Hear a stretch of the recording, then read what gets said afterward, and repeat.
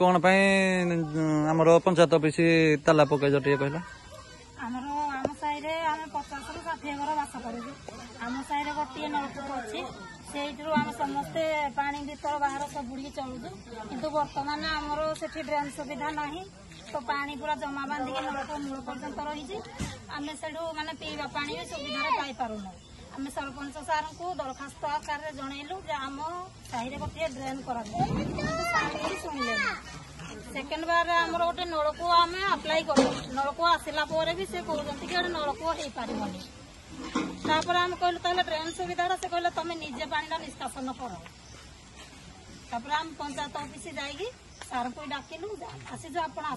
किंतु सार कहले मोर किसी काम नहीं आम से पंचायत ऑफिस को ताला पकई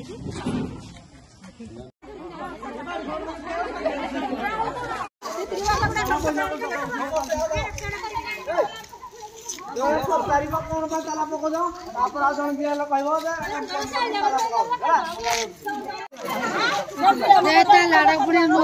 बंद कर साइड हो ना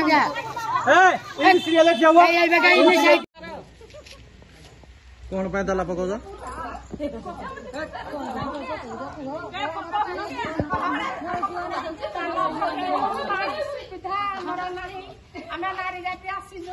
माने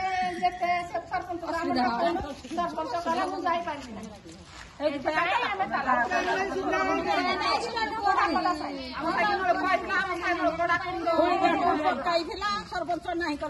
सरपंच आसिले नहीं